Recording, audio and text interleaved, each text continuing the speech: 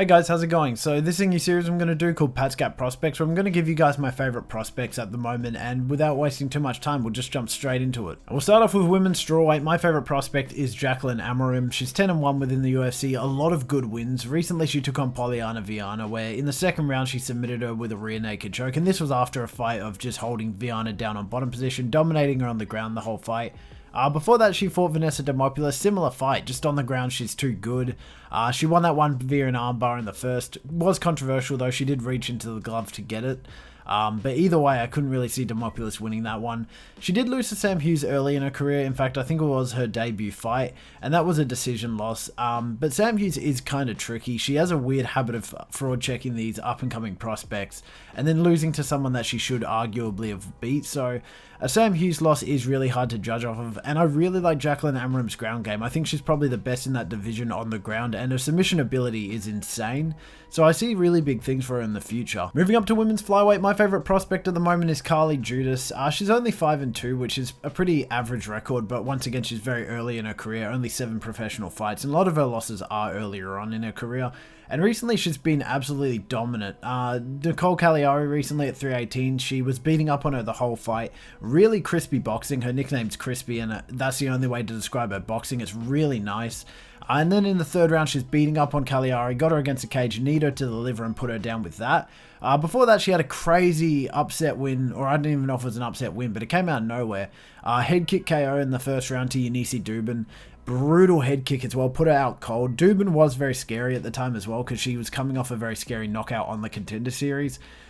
She did lose her first fight in the UFC to Gabriela Fernandez by split decision. Very, very close fight though. Honestly, I could have scored it either way. I thought Judice was actually looking a bit better in the striking, but was really struggling with the grappling. But either way, Gabriela Fernandez is also really good in her own right, so I don't take that loss to mean too much. And I just really like the striking of Carli Judice. She's so nice with her jabs and straights. They're very stiff, do a lot of damage. And she's just very well-rounded striking-wise, so she's probably my favourite flyweight prospect, and we'll move on to bantamweight. Moving up to women's bantamweight, my favourite prospect at the moment is Joselyne Edwards. She's 16-6 within a professional record, not an amazing one, but once again, one of the better ones I'd say within bantamweight. And recently she's racked up some really nice wins, which really put her on my radar, especially recently against Priscilla Cachoeira, who hasn't been TKO'd, let alone KO'd. In that fight, she beat up on her pretty much the whole fight from the bell, and then in the midway through that first round, lands this big left-right hook combo that landed cleanly, put the lights out of Cachoeira, finished her badly at that. Really impressive win there. And even before that against Chelsea Chandler, from the bell, she was just pushing forward, landing these big shots, had Chandler really struggling, and then against the cage, kept landing these big hooks that really damaged Chandler. Put her down, had the fight finished via TKO. Nasty finish there as well. Recently, she did lose to Aileen Perez, where she got out-wrestled a bit. It seems like her wrestling, while it is decent, and in most fights she's able to deal with grapplers, against really proficient ones, it seems she kind of struggles to deal with that. Granted, she does have some good grappling moments and a few submission wins of her own, but couldn't really get it over Perez when it came to the ground game. Another issue I see is she constantly misses weight, which is another concern I have. But outside of that, I think her striking is some of the best in that division. I think she can hold her own in the ground. She's not that proficient there. And I just really like the power she has and her finishing ability on the feet. Moving up to men's flyweight, my favourite prospect at the moment is Andre Lima. He's currently 11-0 in his professional record, which is very impressive, especially at a division like flyweight. Recently, he's racked up some really nice wins as well. Against Daniel Perez recently, he was beating him pretty much the whole fight. On the feet, he was landing way bigger, had Perez hurt at multiple points. And then in the third round, managed to take Perez down, secure the back and get a rear naked choke. An impressive win there. Before that, he took on Felipe Dos Santos, a lot closer of a fight, but once again, I think Dos Santos is a very tricky guy to beat. Even against Lona Kavanagh, Dos Santos was putting the sort of striking to work. He was dealing some real damage to Kavanagh, one of Kavanagh's toughest fights. And in this fight, Andre Lima managed to overcome that, struggled with the striking initially, but in the second and third round, used his grappling and takedowns like usual to secure a decision win. His Mitch Raposo fight does leave me a bit worried at times. It was a very close split decision, and on top of that, Lima missed weight for that.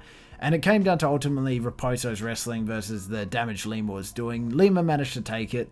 Very close split decision though. But I think Lima has improved with time. I think his wins have gone better and better as he's gone through his career. He is quite early in his career as well, and I think the UFC has really thrown him into these tough battles that he's managed to meet the level of and improve. So I see big things for Lima in the future. I think he's just hovering outside the rankings as well. So I could see him getting a top 15 spot soon. And we'll move on to bantamweight. Moving up to bantamweight, my favorite prospect is Malcom Wellmaker. I know this isn't the craziest take, but it would be criminal not to say Wellmaker. 10-0, undefeated, and some really nasty finishes within that resume. To get onto the UFC, he won his Contender Series fight with a nasty right hook KO against Adam Bramheld.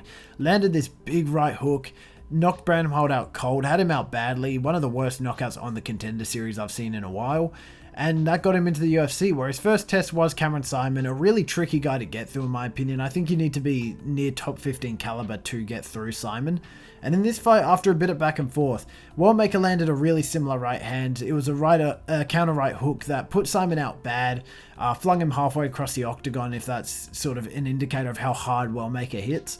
And after that, he got Chris Moutinho, who a lot of people said he wouldn't be able to knock out. Moutinho's got an insanely good chin, could take a lot of punishment. Against Sean O'Malley, he couldn't even knock out Moutinho, which is crazy because O'Malley at the time was seen as this one-hit knockout guy. But in this fight, after knocking Moutinho down twice, backing him up against the cage, hurting him even more, in the center of the octagon, he lands this similar right hook, winds up on it even more, and puts the lights out of Moutinho. Had Moutinho out bad, out cold, had him out for a long time as well. Really nasty right hand, and this guy's power is insane. I can see him finishing any of the top 10 bantamweights with his power. The real question now is how does he deal with that sort of pressure and pace and grappling as well, which we haven't really seen much of. But I see big things for Wellmaker. He's insanely good in the striking. He reminds me of Sean O'Malley. I bet you his rise will be just as quick. And expect to see this guy in the top 15 in maybe a year or so. Moving up to featherweight, my favorite prospect is Melquizael Costa. Now, originally I was going to say Kevin Vallejos, but I think Costa has been sort of slept on recently. He's racked up some really nice wins within the past couple of fights, actually. His win against Christian Rodriguez was really nice. Decision win there, but after a pretty shoddy first round, he managed to take back the fight in the striking, even in the grappling as well. He had Rodriguez struggling, which is usually a strong suit for Rodriguez, but in that fight, especially in the clinch, he was doing some real big damage against a guy who is known for fraud checking prospects. So a very impressive win there. Before that, he took on Andre Fili, where in the first round, after a pretty even round on the feet, Fili dives in for a takedown, and Costa uses that chance to lock in a nasty guillotine choke. Submitted Fili in the first round with a guillotine. Really good win there. He did lose early in his career to Steve Garcia, which I don't see as the worst loss. Garcia's now ranked and is a really good fighter in his own right. And in that fight, after a pretty close first round, he ended up just letting the fight run away from him. Got TKO'd in the second with some ground and pound. Once again, not the worst of opponents to lose to, and I think Melquizael Costa has improved since then. His ground game's really good, he has some nice submission ability, and even on the feet, especially in the clinch, he is really, really dangerous. So I see big things for Costa, and we'll move on to lightweight. And for lightweight, my favorite prospect is Nazim Sadykhov. He put his name on a lot of people's radar recently with his win over Nicholas Motta, where it was a really scrappy fight. Sadykhov got hurt badly in the first, actually almost got finished multiple times in that first round, but managed to grit through and even hurt Motta near the end of that first. And then in the second, Motta got beat up badly, and then against the cage got put out with this nasty right hook that put him out cold. Before that, Sadykhov got a good win over Ismail Bonfim, and I think the Bonfims are really good fighters, so the fact that he managed to land this question mark kick that had Bonfim against the cage at the end of the round saying he couldn't see, really nasty head kick, and on top of that, he was beating up on Bonfim pretty badly in that first round.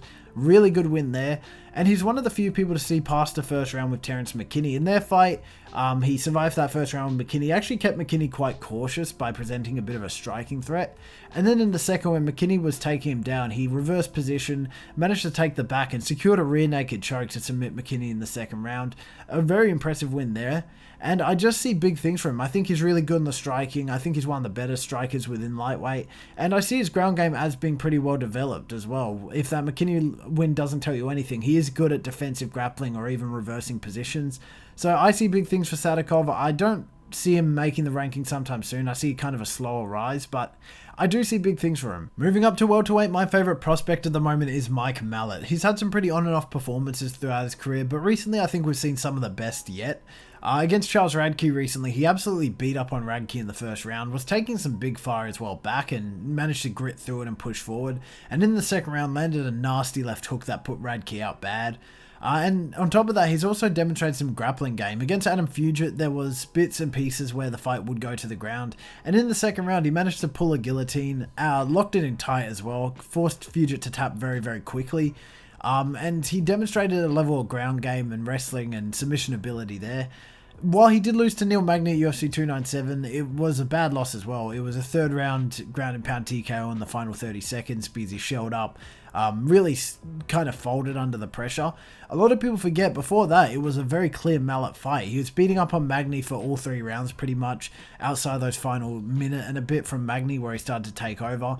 And it seemed like he was going to win convincingly a 29-28 decision if he hadn't just folded under that pressure. And I think because of that, he's learned his lesson. I haven't really seen him fold or sort of wilt when coming under fire, especially in that Radke fight where he's taking some serious punishment.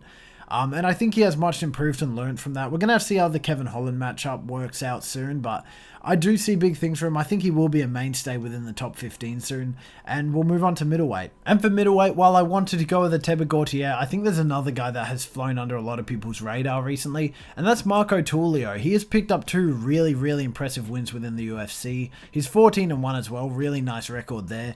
His one loss came very early in his career, but outside of that, he has some really impressive wins, a lot of knockouts as well. And when he joined the UFC, he went up against Ihor Potieria, who I think was a very underrated opponent while we had him. He gave a lot of people a lot of issues, and in that fight, in the first round, he landed this right hook perfectly on Potieria, put him out, had the fight finished early, and then in his follow-up fight against Tresean Gore at UFC 314, he absolutely brutalized Gore. First round, beat up on him. Gore barely got any strikes in because Tulio was just constantly teeing off on his head. Landed a really nasty head kick and knocked him down in that round. And then the second round, on the feet, he lands this massive straight right that folded Gore backwards, had him borderline out. The ref jumped in, finished it TKO, but realistically it would have been a KO given some time. And Marco Tulio is really, really solid on the feet. And also on the ground, he has demonstrated he has that ground game. I think this guy is a real sleeper pick for most middleweights. So I think he will probably make his way towards top 10 soon. Granted, he needs some time. He's only new, but I see big things for him. Next up at light heavyweight, my favorite prospect is Uran Satybaldiev, who's currently 10-1, with that one loss being his UFC debut against Martin Bidet, where it was a very close fight, very competitive at points on the feet. In fact, in the third and second round, Satybaldiev was making huge arguments for him to win those rounds in the striking. But Bidet just was a little bit too good early on, ended up taking that 29-28. But this was on top of Satybaldiev stepping up late notice. I think it was 4 days notice. Nuzachukwu pulled out really early, really late, leading up to the card. And this was upper weight class at heavyweight, where Satybaldiev usually fights at light heavyweight. So obviously this wasn't going to be his best performance. And recently we've seen what he's capable of when he gets to full camp, when he gets to fight at his natural weight class. On the recent UFC Shanghai card against Daya Nergazay, he absolutely dominated. Knocked Nergazay down badly, had him hurt against the cage in the first round early on, and then locked in a Kimura that he got in really tight, jumped like a guillotine, really had Nergazay struggling, and then gives it up and instantly locks in an Ezekiel choke instead, submits Nergazay with it, one of the few people to lock in an Ezekiel choke, and he made it look really easy. So there are some things that I do worry about with him being so young in this company, but I think Satybaldiev is one of the best when it comes to light heavyweights. His ground game's amazing, his power's amazing on the feet when he gets to fight at his own weight class. He looks very, very solid, so I'm excited to see what's next for him. Still early on days, but I think he is going places, and we'll move to heavyweight. And my favorite heavyweight prospect is Valter Walker, 14-1 within his professional career, with that one loss being his debut. He looked really bad to debut in the UFC against Lucas Bresky, where he got outstruck badly the whole fight, all the way to a decision, lost that one quite dominantly on the feet. So there was concerns going into that Junior Taffa fight, but he managed to take Taffa down, and late in the round found a first round heel hook. Verbal tap, so there was a bit of controversy there, but still regardless, I think he probably would have won. He would have at least obliterated the leg of Taffa if the fight got to continue, so the right call was made there. But after that, I was still a bit suspicious. I thought his standing was really bad, and against someone like Don'Tale Mayes, I couldn't really see him getting that same sort of takedown to heel hook plan off. But to my surprise, he managed to do it again. He took Mace down, locked in a first round heel hook. It's clear that his heel hooks are his best submission, but I do think he does present a lot of other submission threats, on top of improving his striking as well, because in that Mace fight, he did look pretty good on the feet, a lot better than in the Bresky fight. And recently against Kenny Nozachukwu, he got another first round heel hook, which I didn't think he'd be able to do. A lot of people, when they're good at one thing and only really rely on one thing, when they struggle to get that one thing off, they really struggle to fight, especially when higher up the rankings, when they're not able to get that one thing off as often. But it's clear here that Valter Walker does not care whether he can or cannot get you down. He'll still go for a submission. In that Kenny Nozachukwu fight, he fell into his back, pulled guard, got a heel hook from there. And that's what solidified it for me. While his striking does still leave me a bit concerned, we haven't really seen him demonstrate a striking proficiency in any of his fights. I think his ground game takedowns, on top of his ability to pretty much find submissions wherever he is, has really made him a formidable threat at heavyweight, and in such a shallow heavyweight pool, I think he will be making his way towards that top 10 sometime soon. So that's it, guys. Those are all my favorite prospects in the UFC at the moment. This format of video I'm thinking of repeating every maybe 4 or 5 months when we start to see some new faces in the UFC, but for now, these are my favorite prospects. Thank you guys for the reception on that last video. Oh my god, did that blow up. So huge appreciation there. Part 2 is coming out as well. I got a lot of comments saying I missed a lot of fighters, so part 2 is definitely coming out. I'm actually working on that now. Paris card coming soon as well. Get excited for that. Very excited for that myself. Prediction video for that coming out soon. And yeah, thank you guys, and I'll see you guys in the next video. Bye bye.